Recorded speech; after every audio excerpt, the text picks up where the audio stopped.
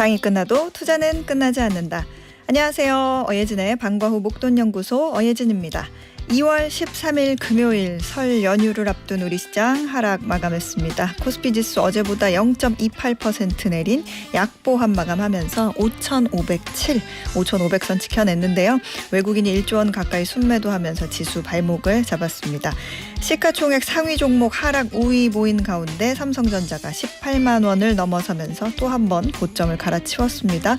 전날 삼성전자의 세계 최초 HBM4 양산 출하 소식이 있었죠. 새로운 승부수가 될지 관심이 모아지는데요. 다른 한편에서는 자사주 소각 가능성이 높은 증권주들이 강세 보였습니다. 미래에셋, 대신, 신영증권 등이 10%대 상승률 보였네요. 이런 가운데 코스닥 지수 1.7% 넘게 빠지면서 1100선에서 거래 마무리했습니다. 외국인과 기관이 동반 매도세 보였습니다. 오늘 달러원 환율 4원 70전 오른 1,404원에 거래 44원에 거래 마무리했습니다.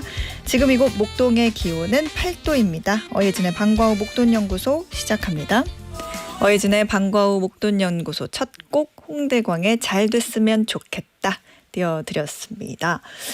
신지희님께서 안녕하세요. 예진 소장님 병오년 새해 복 많이 받으세요 해주셨습니다. 신지희님 새해 복 많이 받으세요. 네, 저희는 새해 설날에도 생방송하는 거 아시죠? 그때 또 인사드리겠습니다. 네, 김금림님 어디 내일 시댁 30년 부엌대기 졸업하고 남해로 떠나요. 오, 축하드립니다. 와, 아들은 공부한다고 해서 딸이랑 셋이 갑니다. 동서 잘 부탁해. 아이고, 동서분께서는 계속 부엌에 계실 예정인가 봐요. 다 같이 가시면 좋은데 각자 다 같이 가시면 좋은데 그래도 우리 김금림님께서는 졸업을 하셨으니까 정말 마음 편하게 남해 가셔서 맛있는 거 많이 드시고 좋은 거 많이 보시고 행복한 설 연휴 보내시기 바라겠습니다.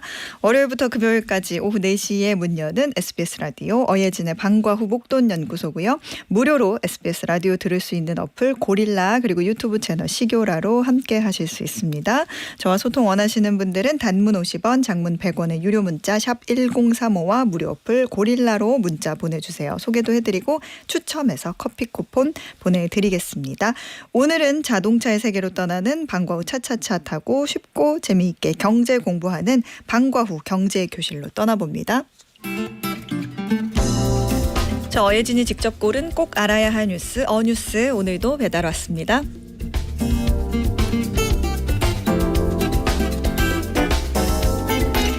요즘 부르는 게 값이 된 대체불가 광물이 있습니다. 마치 영화에나 나올 법한 이름 네오디뮴인데요. 사실 이 네오디뮴은 우리 주변에 이미 여기저기 숨어 있습니다. 에어컨, 청소기, 블루투스 이어폰, 드라이기, 전기차 모터에도 들어가 있죠. 그리고 최근 화제가 됐던 현대차 휴머노이드 로봇 아틀라스의 관절에도 들어가는 필수 금속입니다. 네오디뮴은 자석계의 괴물 같은 존재로 불립니다. 네오디뮴을 철과 붕소 등과 합금하면 오래도록 닳지 않는 강력한 영구 자석이 되거든요. 커다란 네오디뮴 자석을 냉장고 옆에 두면 냉장고가 휘청하고 쓰러질 정도라고 합니다. 전기차가 멀리 가고 로봇이 부드럽게 움직일 수 있는 것도 AI 고성능 서버나 데이터 센터를 만드는데도 네오디뮴이 들어간 자석이 얼마나 잘 받쳐주느냐에 따라서 달라집니다. 사실 이 광물은 아주 희귀한 건 아닙니다. 그런데 이걸 캐내서 쓸모 있게 만드는 정제 과정이 꽤 까다롭고 환경 오염도 심하죠. 그동안 전 세계가 우리는 안 할래, 너희가 좀 해줘 라며 중국에 다 맡겨버렸는데 이제 중국이 이 물량을 자원 무기로 쓰기 시작한 게 화근이 됐습니다. 전 세계 정제 물량의 80% 안팎을 중국이 꽉 쥐고 있거든요. AI와 로봇 때문에 점점 더 네오디뮴은 많이 필요한데 가공 기술과 공급망은 중국이 쥐고 있으니 전 세계가 속수무책인 상황입니다. 이 때문에 현재 네오디뮴 가격은 1년 만에 2배 가까이 급등했고요. 보통 이런 상황이 되면 네오디뮴 없이도 같은 힘 이상을 내는 자석이나 아예 자석 없는 모터를 대안으로 찾게 되는데요. 아직까지는 네오디뮴을 대체할 대안이 없다고 합니다. 네오디뮴을 빼면 성능, 효율, 무게 중 하나는 포기해야 하기 때문이죠. 이렇게 보면 결국 미래 산업의 승자는 단순히 로봇을 잘 만드는 나라가 아니라 그 로봇에 들어가는 한 줌의 흙덩어리까지 확보할 수 있는 나라가 되어야 하는 것 같습니다. AI를 돌리는 건 결국 금속이니까요. 이상 어뉴스였습니다.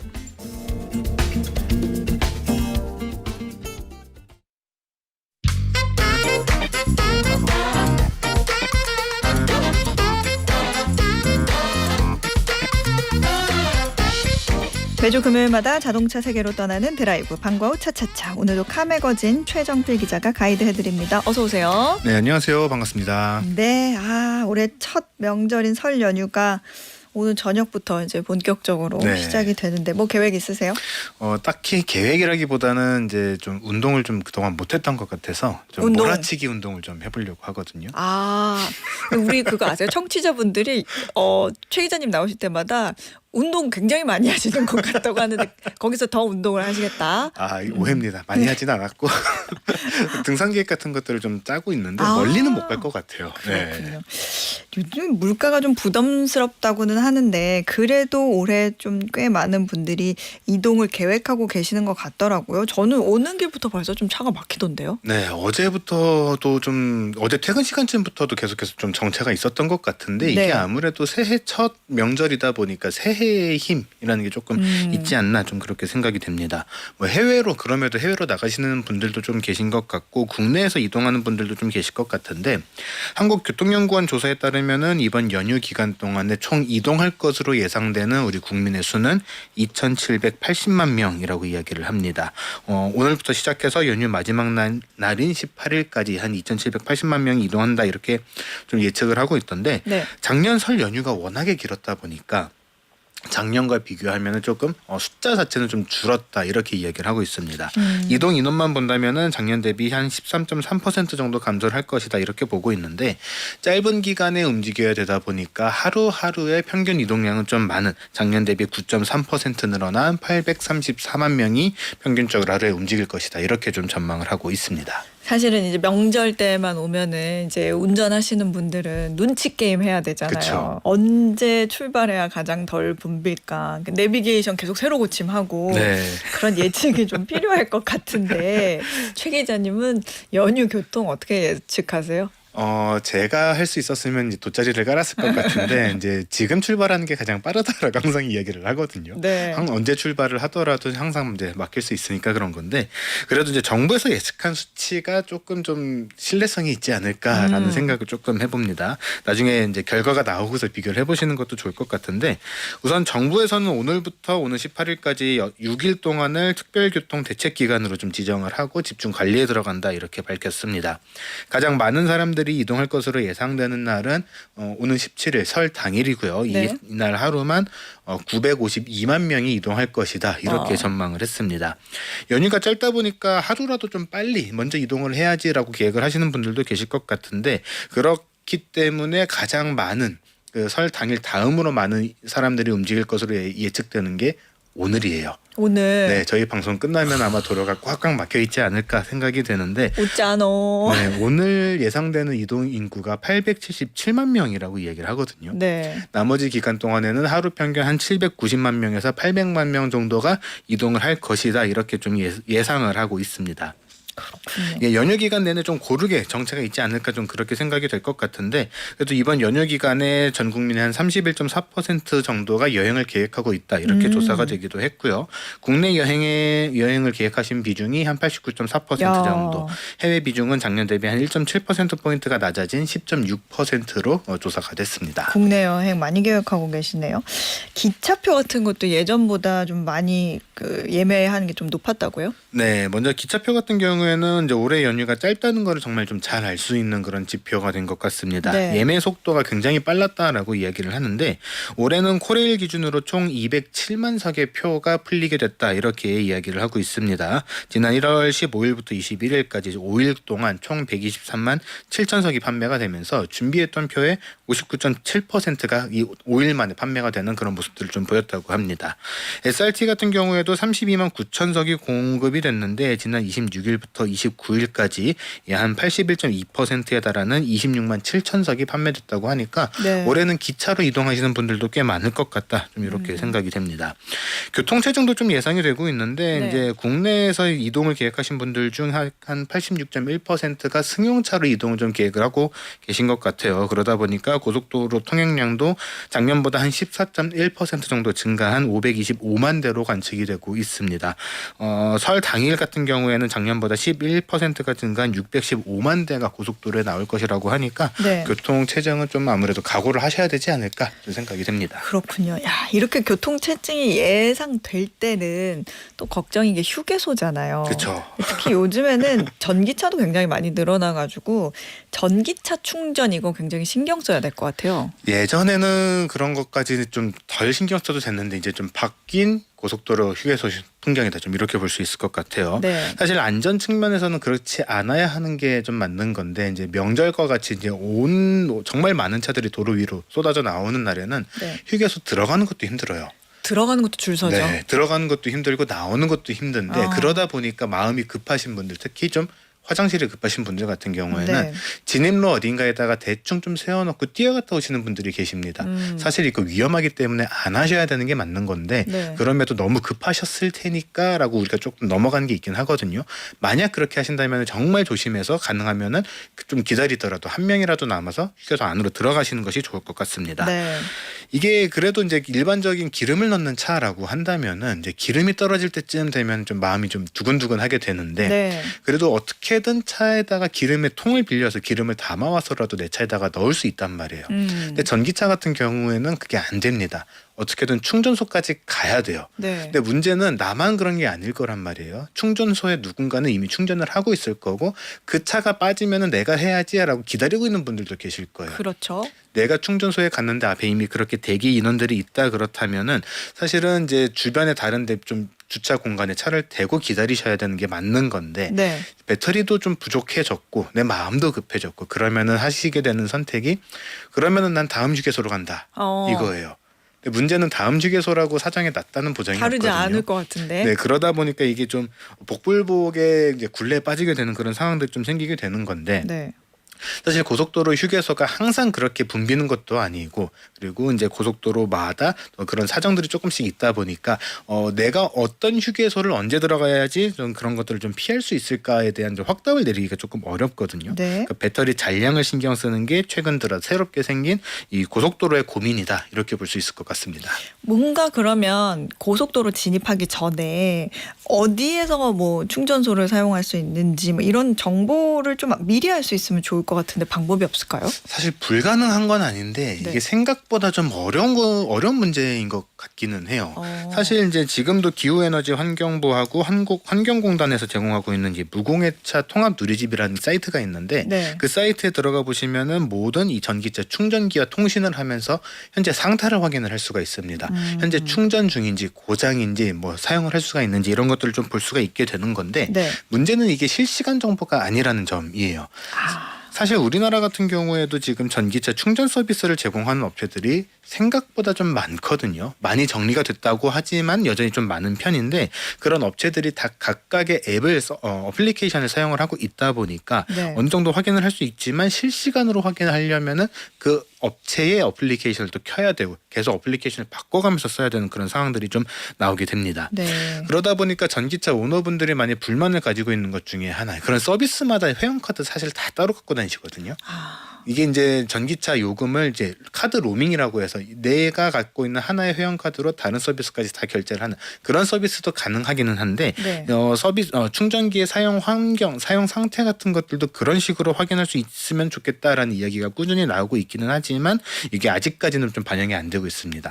그래서 무공해차 통합 누리집을 통해서 그런 비슷하게 좀 활용을 할 수 있는 건데 아직 실시간은 아니다 보니까 이런 명절 같은 경우에는 활용성이 조금 떨어지는 그런 측면들이 아직은 좀 있는 거죠. 그렇군요. 그러면 이제 출발하기 전에 충전 미리 잘 해놓고 휴게소 위치도 잘 파악해놓고 이게 제일 중요한 거겠네요. 근데 요즘에 휴게소들 다 전기차 충전소 있죠? 대부분 다 있습니다. 네. 없다고 한다면은 이제 좀 업그레이드 같은 것들을 위해서 일시적으로 좀 해체를 했거나 그런 경우일 텐데 네. 이 명절이라는 좀 특수한 케이스가 있다 보니까 대부분 다 설치가 되어 있을 것이다 좀 그렇게 예상이 되고 있습니다. 국토부 통계에 따르면은 휴게소마다 이제 충전기 속도하고 개수 같은 것들이 조금씩 차이는 있겠지만 평균적으로 3.4개 정도의 충전기가 배치가 되어 있다 이렇게 이야기를 하고 있고 네. 대부분은 이제 요즘에 전기차들도 많아지고 배터리 용량도 늘어났다 보니까 100kW급의 급속 충전기로 모두 좀 설치가 되어 있습니다. 사실 고속도로 특성상 완속으로 하게 되면 밤새도록 세워놔야 되는 경우들이 좀 생기기 때문에 모두 급속 충전기가 설치가 되어 있고요. 이번 명절 기간 동안에는 자동차 제조사나 충전 서비스 업체에서 이동식 충전 서비스를 같이 제공을 할 예정이라고 합니다. 네. 결국에는 이제 비교적 방문자가 적은 휴게소를 찾아서 충전을 해야 되는 게 좀 관건이다 이렇게 볼 수가 있는데 네. 사실 고속도로 휴게소 같은 경우에는 휴게소의 설치 및 운영에 관한 지침이라는 행정 규칙에 따라서 표준 간격이 50km로 지정이 되어 있고 네. 가장 먼 경우에도 휴게소 간격이 100km를 넘지 않도록 되어 있습니다. 만약에 이렇게 휴게소 간의 간격이 20km를 넘어가게 돼서 50km나 그 이상의 거리 간격으로 설치가 되게 된다면은 그 사이에 졸음 쉼터나 간이 휴게소 같은 추가적인 휴게 시설을 설치하도록 되어 있는데 이런 추가 시설 같은 경우에는 15km를 간격으로 설치를 하도록 좀 기준이 설정이 되어 있습니다. 근데 뭐 휴게소를 대신해서 졸음 쉼터를 가려고 해도 이게 쉽지가 않은 게 졸음 쉼터가 어디에 있는지 그런 네. 것도 잘 모르겠고 어떤 기준으로 졸음 쉼터는 운영이 돼요? 사실 졸음 쉼터가 명확하게 겉에서 볼 때 구분이 되는 건 아닌데 두 가지로 좀 나뉘게 되거든요. 네. 하나는 휴게 시설로 분류가 되는 졸음 쉼터가 있고 또 하나는 사고 예방 시설로 분류가 되는 졸음 쉼터가 있습니다. 그래서 국토부 행정규칙 중에서 이제 졸음 쉼터 설치 및 관리 지침이라는 게 있는데 이거를 살펴보시게 되면은 휴게소 간 간격이 먼 구간에서는 졸음 운전으로 인한 사고를 예방하기 위해서 도로 안전 기능을 강화하고 생리적 욕구 해소를 위해 설치한 시설이다 이렇게 정의를 내리고 있거든요. 네. 그래서 근데 연휴하고 평일하고의 통행량이 좀 다르다 보니까 이런 것들에서 좀 우리가 봤을 때 운전자 입장에서 봤을 때 저기는 좀 화장실 같은 거 더 있어도 될 것 같은데 왜 없지 이런 것들에 대한 좀 차이가 생기게 마련입니다. 근데 기본적으로 졸음 쉼터라고 하면은 주차면이 7면 이상을 기본적으로는 좀 확보를 하고 있어야 된다. 이게 좀 기준이라고 보시면 될 것 같아요. 네. 근데 휴게소 때도 마찬가지였지만 졸음 쉼터 같은 경우에도 본선에서 이제 지나가는 차들을 피해서 살짝 좀 걸쳐서 된다거나 그런 경우들이 있게 되는데 네. 이 휴게소는 그래도 안쪽으로 넓은 공간이 있으니까 좀 괜찮지만 졸음 쉼터는 훨씬 더 좁거든요. 그렇기 때문에 안전사고의 위험이 더 훨씬 더 클 수가 있으니까 이런 것들도 더 주의를 하실 필요는 있을 것 같습니다. 여기서 뭐 잠깐 눈 붙이고 가시는 분들도 많이 계실 것 같은데 네. 연휴에 뭐 스트레칭이나 급한 일 정도만 간단하게 좀 해결하고 떠나는 분들이 좀 대부분일 것 같아요. 근데 주차 공간은 이런 경우에 그래도 좀 어느 정도 좀 유연하게 좀 대처가 가능한 그런 공간이 만들어져 있기는 한데 사실 졸음 쉼터 이용해 보신 분들은 아시겠지만 졸음 쉼터의 화장실은 휴게소보다 더 열악하기 마련입니다. 아. 보통은 한 칸 내지 두 칸 정도씩 정말 간소하게만 자리가 되어 있는 건데 사실 이 화장실이 졸음 쉼터의 기본 편의 시설로 자리를 해야 된다라고 지정이 되어 있기는 하지만 어느 정도까지 확보를 해놔야 된다라고 하는 그 칸수에 대한 기준이 없습니다. 네. 사실 일반 휴게소 같은 경우에는 전체 면적이 이 정도고 우리가 수용할 수 있는 인원이 이 정도니까 몇 칸 이상의 대변기 혹은 좌변기를 구비해야 된다라고 하는 그런 기준들이 있거든요. 졸음 쉼터는 그런 것들이 좀 없기 때문에 정말 급할 때 사용을 해야 되는 그런 시설이다 이렇게 생각을 하시면 좋을 것 같습니다. 알겠습니다. 올해 고속도로 통행료 면제되는지도 궁금한데 어때요? 네, 이번 연휴에도 이제 면제가 되는데 고속도로 통행료가 15일 자정 밤 10시부터 12시부터 18일 자정까지 4일간 면제가 될 예정입니다. 이 연휴에 고속도로 통행료 면제 혜택이 주어진 지가 좀 됐다 보니까 이게 명절만 되면은 당연히 면제가 되는 거 아니냐 이렇게 생각을 하실 수도 있는데 네. 당연히 이루어지는 건 아니고 이것도 일정 기간이 넘어가게 되면은 정부에서 국무회의를 통해서 확정을 해야지만 이제 시행을 할 수가 있는 그런 정책이다 이렇게 보시면은 될 것 같습니다. 특히 이제 정부 소유의 고속도로라면 괜찮은데 네. 민자 고속도로 같은 경우에는 통행료나 이런 것들을 정부가 세금으로 좀 보전을 해줘야 되는 부분들이 있다 보니까 정부에서 대신 내준다라고 생각을 하는 게 가장 좀 정확할 것 같습니다. 면제 대상은 이 해당 기간 동안에 고속도로를 통행하는 모든 승용차 운전자라고 생각을 하시면 될 것 같습니다. 네. 14일 저녁에 들어갔는데 고속도로에서 나오는 게 15일 이후가 된다고 하면은 그 차도 면제 대상이 되고요. 마지막 날 연휴 마지막 날 18일 저녁에 고속도로에 들어가게 됐는데 19일 넘어서 나오게 됐다. 그 경우에도 고속도로 통행료 면제 대상이 됩니다. 이용하는 방법은 하이패스 장착 차량은 그냥 하이패스 차선으로 들어가시면 되고 일반 통행권을 뽑는 차량 같은 경우에도 그냥 통행권을 뽑고 나오실 때 제출을 하시면은 자동으로 면제 처리가 되게 되어 있습니다. 네. 그 한국도로공사에서 만든 앱 중에 고속도로 교통정보 이런 앱이 있는데 거기 네. 들어가니까 고속도로 실시간 교통정보도 알 수 있고 사고 정보도 알 수 있고 휴게소별 추천 메뉴도 나와 있고 네. 주유소 가격도 나와 있고 아주 그냥 정보가 알차더라고요. 그런 거 한번 이용해 보셔도 좋을 것 같네요. 지금까지 카메거진 최정필 기자였습니다. 고맙습니다. 네, 고맙습니다. 네, 오늘 1부 끝곡은요. 원모 찬스의 널 생각해 띄워드리고 저는 2교시로 돌아오겠습니다. 매주 월요일부터 금요일 오후 4시부터 5시까지 경제에 관한 모든 것을 충전하는 시간입니다. SBS 라디오 어예진의 방과후 목돈연구소와 함께하고 계십니다. 문자 소개해드릴게요. 이혜정님께서 소장님 오늘 김해는 봄입니다. 창문 열고 환기시켜놓고 있어요. 정말요? 거기 김해는 미세먼지 괜찮은가요? 서울은요.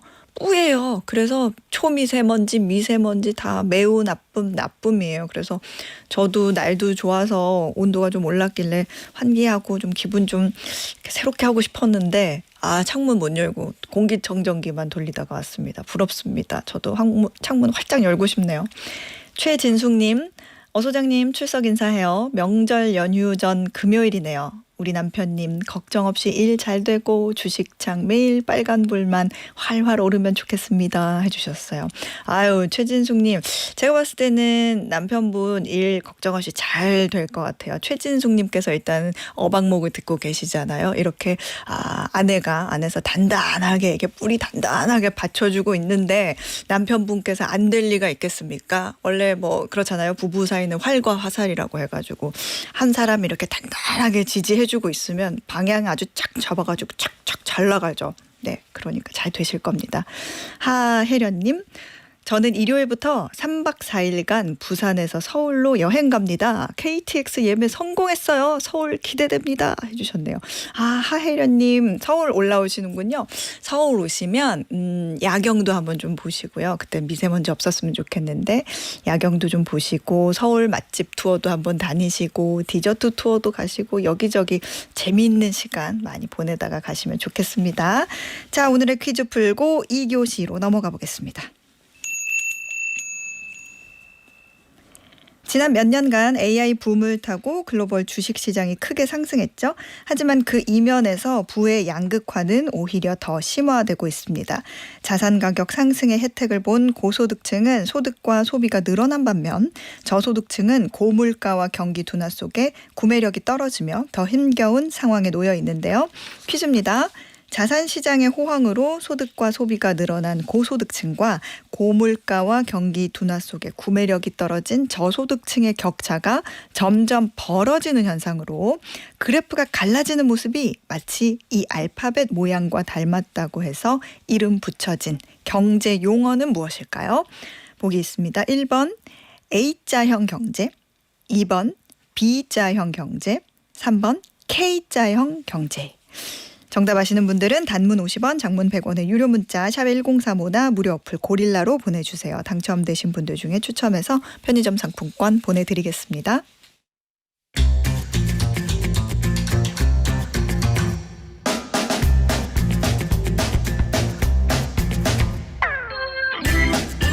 경제용어부터 투자법까지 실생활에 꼭 필요한 경제를 배우는 방과후 경제교실. 오늘도 김나영 선생님에게 배워봅니다. 어서 오세요. 네, 안녕하세요. 네, 오늘의 주인공은 누구인가요? 오늘은 마켈 그룹의 톰 게이너인데요. 네. 제2의 워렌 버핏이라고 불리는 사람이고요. 이 사람이 제자다라고도 알려져 있는데 진짜 실제로 배운 거는 아닌데요. 네. 워렌 버핏에 대해서 정말 연구를 너무 많이 하고 그거를 워렌 버핏의 그런 철학을 완전히 자기 것으로 만들어서 음흠. 회사도 운영하고 있어서 마켈 그룹을 베이비 버크셔라고 부르기도 합니다. 그렇군요. 네. 톰 게이너. 네. 이름이 조금 생소한데 어떤 사람이에요? 그러니까 마켈 그룹 운영한다고 했잖아요. 네. 그 마켈 그룹이 보험업을 하면서 번 돈을 주식에 투자하고 네. 또 기업을 인수하기도 하고 하는 게 딱 버크셔 회사의 하는 거랑 그러네요. 네, 되게 비슷한데 보험에서 돈이 많이 창출이 되잖아요. 현금 네. 흐름이 생기고 그거를 버핏한테 배워서 딱 그렇게 하고 있고요. 그래서 돈 많이 벌고 있고 버핏도 왜 검소하게 되게 유명하잖아요. 네. 근데 이 사람도 그래가지고 음. 정말 비슷하다. 버핏이 캐딜락도 막 중고로 사가지고 타고 다닌다고 유명한데 네. 이분도 낡은 토요타 하이브리드를 타고 다닌다고 합니다. 그렇군요. 억만장자 돈이 많은 사람인데 네. 물론 뭐 토요타가 안 좋은 차는 아니지만 가지고 있는 돈에 비해서 낡은 토요타를 직접 운전한다. 네. 이유가 있어요? 그러니까 왜 더 좋은 차 타지 않느냐 물으니까 이 차는 저를 A 지점에서 B 지점으로 딱 데려다 준다. 내가 더 좋은 차를 탄다고 목적지가 바뀌지는 않습니다. 라고 얘기하면서 차의 본질은 멋지다. 하는 거다. 네, 라고 하는 거고요. 아. 근데 정말 이렇게 검소한 삶을 살아서 이분도 주유소 편의점에서 네. 커피도 잘 마신대요. 그래서 음. 충분히 맛있다라고 하면서 그렇다고 합니다. 그렇군요. 그 목적지가 바뀌지 않는다 이 말 되게 확 와닿네요. 톰 게이너라는 이 사람은 언제부터 투자를 시작했어요? 14살 때부터 시작을 했대요. 오. 여름방학 때 아르바이트로 번 돈이 $750가 있었는데 네. 그걸 가지고 개인 퇴직 계좌를 만들었다고 합니다. 14살 퇴직 준비? 언제 퇴직을 생각하고 이렇게 일찌감치 시작을 했는지 모르겠는데 너무 빠른 거 아니에요? $750가 지금은 130억 원으로 불어났다고 해요. 네. 그래서 지금 톰 게이너의 자산 중에서 한 10% 정도 차지하는 건데요. 그러니까 시간이라는 비교가 이렇게 커질 수 있다는 거를 몸소 보여준 거죠. 그렇군요. 그런 걸 보면은 뭔가 그 돈에 대한 감각이나 네. 재능은 좀 타고난 게 아닌가 그런 생각도 들기는 해요. 네. 음. 저도 그렇게 생각하는데 네. 재능도 물론 있었는데 네. 태도가 되게 꾸준히 모으는 음. 걸 잘했다고 하는데요. 이 어린 시절에 톰이 매치박스 장난감 자동차, 매치박스라고 하는 게 성냥각이잖아요. 네네. 그러니까 성냥각 정도의 애들 가지고 노는 장난감 자동차를 사러 갔는데 네. 이제 가격표에 있는 가격을 딱 지불하려고 하니까 아니야 여기에 세금이 4% 붙어서 가격 더 내야 돼. 세일즈 텍스. 네네 라고 하니까 판매세가 더 붙는데 미국은. 네, 우리는 좀 그렇게 그냥 가격에 포함이 되잖아요. 네. 미국에서는 따로 되어 있어서 딱 그 느낀 거예요. 아뿔싸. 세금이 네 이걸 뺏어가는구나라고 느끼면서 투자에서도 세금을 아끼는 게 중요하겠다라고 생각을 하면서 장기 투자를 합니다. 그렇구나. 14살 소년이 큰 거 배웠네요. 세금 때문에 모아둔 돈으로 장난감 차를 못 샀다. 너무 짠하기도 한데. 네. 그런데 이제 주식을 오래 갖고만 있는다고 세금이 줄어드는 건 아니잖아요. 그렇죠. 네, 어차피 나중에 팔 때 내야 되는 건 똑같지 않아요? 그러니까 그렇게 보통 생각을 해서 네. 톰 게이너가 깨달은 게 이게 이제 투자의 비밀이라고 하는 건데요. 네. 세금을 내긴 내는데 최대한 늦게 내는 것만으로도 엄청 돈이 많이 벌게 된다라고 과세 이연되는 게 되게 큰 혜택이다라는 걸 깨달은 거래요. 늦게 내는 게 어떻게 돈을 버는 거예요? 그러니까 매년 10%씩 수익이 난 주식이 있는데 네. 하나는 매년 팔아가지고 왜 양도세 22% 미국에서 내니까 네. 이렇게 꼬박꼬박 낸 다음에 또 투자를 하는 방식. 또 하나는 그냥 세금을 안 내고 있다가 안 파니까 네. 쭉 가지고 있다. 20년 후에 한꺼번에 세금을 내는 방식. 이렇게 하면 똑같을 것 같지만 사실은 그냥 안 팔고 있다가 나중에 한꺼번에 세금을 내는 게 훨씬 낫다라고 하는 거예요. 그게 세금만큼이 떨어져 나가는 거잖아요. 네. 그 본인의 계좌에서. 그런데 그거를 그냥 두면 그만큼이 계속 굴러가게 되니까 복리로 쌓인다. 그렇죠. 4%의 네네네. 세금까지 내 계좌에서 복리로 불어나니까. 네네네. 그런 말씀이군요. 복리의 마법이 일어난다. 네네. 장기 투자를 할 때 세금 효과를 넣으면은 시간 지났을 때 복리 효과가 더 커져서, 그러니까 원래 수익률로 이 눈덩이를 계속 불려 나가다가 네. 나중에 이제 껍질을 딱 벗겨내는 게 훨씬 더 유리하다라고 얘기하는 거예요. 그렇군요. 보니까 스토리를 쭉 보니까요. 할머니께도 특별한 교훈을 얻었다라는 내용도 있던데 이건 무슨 내용이에요? 할머니가 할아버지가 돌아가시면서 남긴 주식이 10가지 종류가 있었는데 네네. 그냥 안 팔고 있었대요. 모르고 놔뒀는데 나중에 보니까 그러니까 망한 회사도 물론 있었는데 펩시, 요즘에 또 이제 방위산업 막 이런 걸로 또 유명한 그 로키드 마틴 이런 네. 회사가 수천 배로 뛰면서 할머니가 되게 부자가 됐었다는 거예요. 오. 그거 보면서 좋은 회사를 샀으면 그냥 두는 게 답이다 라는 거를 알게 됐다고 합니다. 그렇군요. 그럼 이쯤에서 우리 청취자분들이 가장 궁금해할 수 있는 질문인데 톰 게이너는 그럼 어떤 주식들을 주로 담았어요?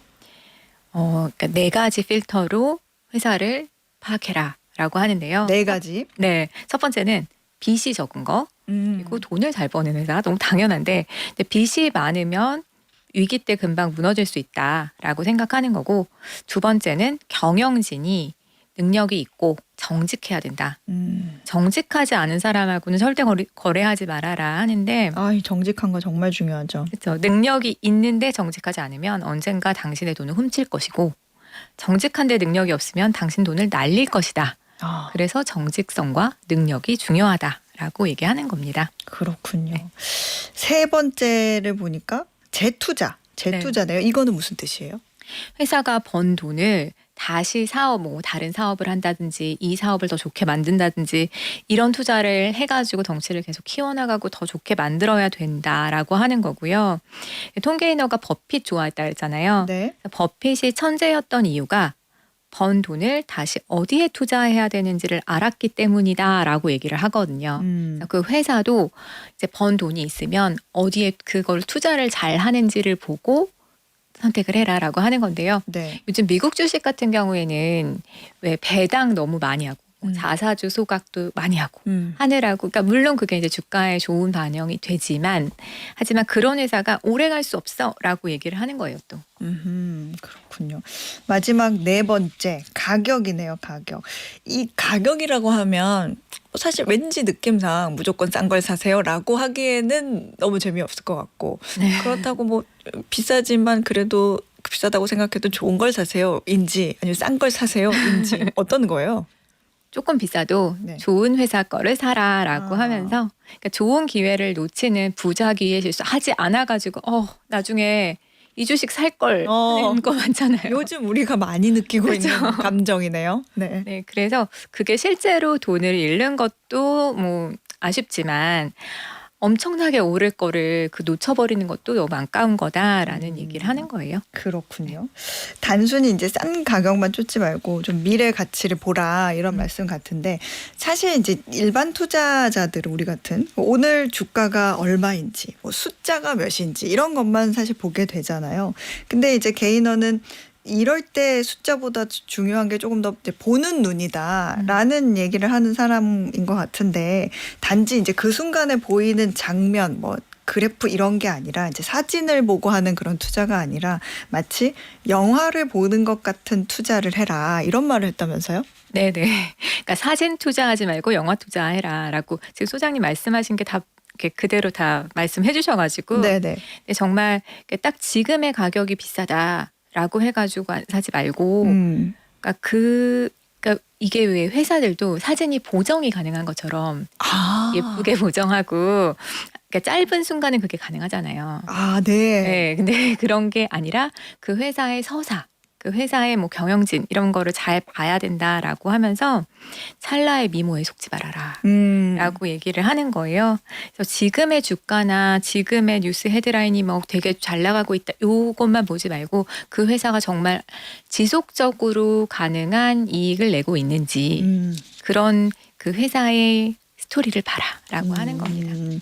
뭐 소개팅 할 때도 그렇죠. 네. 그 사진만 보면 네. 낭패당하기 쉽죠. 그렇죠. 찰나의 그 외모를 보고 그거 제가 할 소리는 아닌 것 같은데 그러니까 실제로 만나서 움직이고 이 사람이 어떤 사람인지 생각해보고 그런 미래를 조금 그려볼 수 있는 그런 거. 실제가 더 아름다우셔서. 아닙니다. 네. 자 어쨌든 톰 게이너가 말하는 그러면 이 영화 투자 이거는 어떻게 하는 거예요? 기업을 영화 속 캐릭터로 보라고 하고요. 네. 그 플롯이 있다 영화처럼 기업에도라고 하는데 그 플롯이라는 게 아까 얘기했던 재투자예요. 그래서 영화를 볼 때는 뭐 5분마다 이게 지금 시청률이 얼마가 나오는 거지 막 이렇게 보지 않고 좀 지루한 것도 참잖아요. 네네네. 좀 역경을 겪기도 하고 그런 것처럼 회사를 대해라라고 얘기를 하는 거고요. 그러니까 좋은 회사에 투자하는 거는 영화 그러니까 좋은 영화를 공동 제작한다는 느낌으로 장기적으로 보는 게 좋겠다라고 얘기를 하는 겁니다. 그렇군요. 아니, 복선 이런 게 있는데 그때는 네. 이제 지나고 나야 그게 복선이었구나 하고 알죠. 네. 근데 그런 거를 잘 지루한 것도 잘 견디면서 봐야 하는 거군요. 끝까지 믿고 봐야 하는. 근데 현실에서는 사실 주가가 떨어지면 영화 투자를 하라고 영화 보듯이 투자를 하라고 해도 그런 상황이 되면 그냥 영화관 뛰쳐나가고 싶잖아요. 그렇죠. 그런데 믿는 거는 그러니까 좋은 기업은 공동 제작하는 일이라고 생각을 해라라고 하는 거고 네. 또 바쁜 직장인일수록 영화 투자를 추천한다라고 얘기를 하는데 사진 투자는 24시간 계속 보고 있어야 되는 그런 셔터를 계속 누르는 것처럼 에너지가 많이 들지만 좋은 회사를 사서 사실 이제 뭐 버핏이나 멍거가 얘기하는 그 깔고 앉는 투자를 이렇게 표현을 한 것 같아요. 네. 그래서 잘 골라서 투자했다면 만약에 그게 오늘 하루에 뭐 5% 내렸다라고 하더라도 그냥 괜찮다. 가지고 가라라고 얘기를 하는 거예요. 그렇군요. 선생님 근데 이 톰 게이너의 영화 투자 철학은 이제 말로만 들을 때는 굉장히 멋져요. 그게 맞지. 공감이 가요. 네. 근데 본인 이 사람이 그 영화 투자를 했을 거 아니에요. 그쵸. 그럼 이 사람은 그 영화의 주인공들을 누구를 골랐을까? 억만장자의 포트폴리오에는 어떤 회사들이 들어가 있을까? 요게 제일 사실 중요한 게 아니겠습니까? 네. 마켈 그룹의 투자 내역이 SEC 13F 공시를 통해서 누구나 볼 수 있어요. 네. 마켈 그룹이 매 분기에 미국 증권거래위원회에 보고하는 실제 투자 현황인데요. 제일 많이 가지고 있는 게 버크셔 해서웨이예요. 스승님 회사. 네. 그래서 자본 배분 능력이 뛰어나다라고 얘기를 하는 거고 그리고 요즘에 되게 많이 보유하고 있는 게 알파벳, 구글 많이 보유하고 있습니다. 그렇군요. 다른 건 또 어떤 게 있어요? 디즈니 디아지오 같은 회사 주식 오래 보유하고 있는데요. 네. 디즈니는 다 아실 거고요. 디아지오는 뭔가 봤더니 세계 최대의 주류 회사로 뭐 기네스나 조니워커 같은 술 나오는 회사라고 합니다. 되게 극과 극인 것 같아요. 네. 미키마우스 있는 디즈니 있고 술 있고 이 조합이 좀 재밌네요. 네, 둘의 공통점이 독점력이다라고 하는데 기네스를 그러니까 저는 그렇게 많이 즐겨 마시진 않지만 네. 기네스를 좋아하는 사람은 보리까 몰랐다고 뭐 다른 맥주로 갈아타지 않고 좀 매니아층이 있나 봐요. 그래서 이런 식으로 독점력이 있는 게 중요하다. 버핏도 독점력 있는 거를 되게 좋아하는데 이 게이너도 그런 가격 결정력이 있고 독점력이 있는 걸 좋아하는 거고요. 근데 여기 이제 뭐 디즈니나 디아지오는 좀 오래된 회사인데 네. 아마존, 구글 같은 회사들도 많이 보유하고 있습니다. 사진으로 보면은 이런 빅테크 기업들이 되게 비싸 보이기도 하는데 네. 막대한 현금 흐름이 또 들어가고 있고 요즘 되게 많이 막 100년짜리 채권도 네. 나왔다고 하는데요. 그래서 재투자가 성장이 많이 되는 게 좋겠다라고 하는 겁니다. 오래 살아남는 것이 네. 중요하다. 장기 생존 가능성이 있는 회사들. 네. 그런 회사들이 이제 복리가 거기에 네. 작용을 할 수 있으니까. 근데 톰 게이너가 주식 투자 말고 네. 아예 회사를 통째로 사버리기도 한다면서요. 네, 마켓 벤처스라고 부르는데요. 네. 핸드백 브랜드인 브라민, 벽돌 만드는 이글, 빵 굽는 기계를 만드는 회사까지 되게 다양해요. 네. 화려하진 않아도 우리가 꼭 써야 되는 것들을 골라서 한다. 요즘에 또 필수 소비재는 계속 살아남고 있으니까 그런 이것도 식의 개념. 벅샤 해서웨이랑 비슷하네요. 네네. 그렇군요. 톰 게이너한테 당신처럼 되려면 어떻게 하나요? 하고 물어보니까 위인전 읽으세요라고 했던데 그건 어떤 의미예요? 실제로 투자서보다 위인전을 되게 많이 봐요. 이분이. 그러면서 니미츠 제독 그랜트 장군 2차 세계대전에 이제 했던 분들인데 이게 화려한 전략을 보는 게 아니라 이분은 병사들은 밥 먹었나? 총알이 잘 배달되나? 근데 이분들은 그런 물류를 잘 했던 거예요. 이 장군들이. 그래서 회사도 그런 보급로가 현금이 끊기지 않는 보급. 이게 중요하다라고 보는 거예요. 그렇군요. 네. 긍정적인 사고도 이런 투자자들의 공통점 같아요. 그런 것도 강조했죠. 네, 게이너가 요즘 럭키비키라고 네. 하는 그런 걸 진짜 실천을 하는 사람인데요. 그러니까 중요한 발표가 있었는데 공항에서 이 사람 수트가 다 들어있는 가방이 없어진 거예요. 네.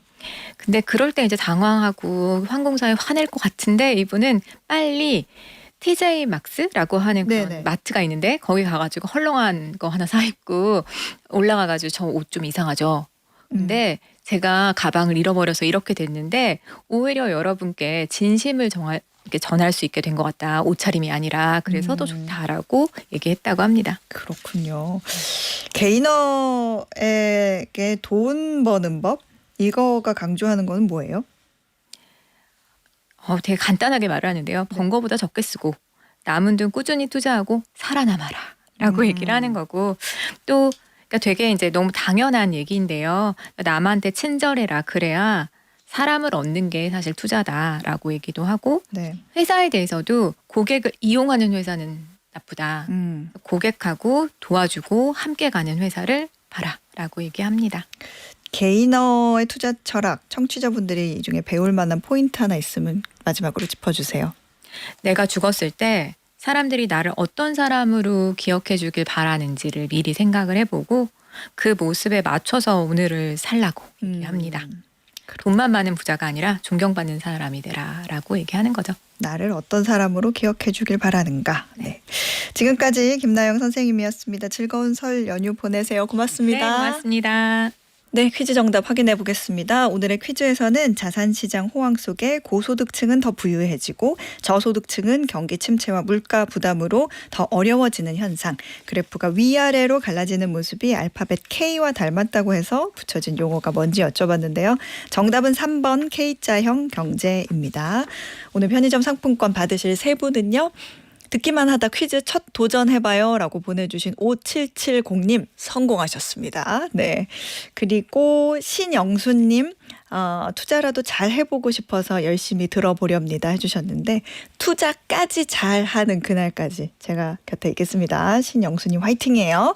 그리고 매일매일 좋은 정보 감사합니다. 퇴근 기다리면서 잘 듣고 있어요. 기다려지는 방송이에요 라고 해주신 임경숙님, 저도 이제 임경숙님 계속 기다릴게요. 축하드립니다. 어예진의 방과 후 목돈연구소, 오늘은요 환희의 가슴 아파도 띄워드리면서 저는 인사드리겠습니다. 다음 주 월요일 오후 4시에도 어김없이 여기 어예진의 방과 후 목돈연구소에서 여러분 기다리고 있을게요. 즐거운 설 연휴 보내세요.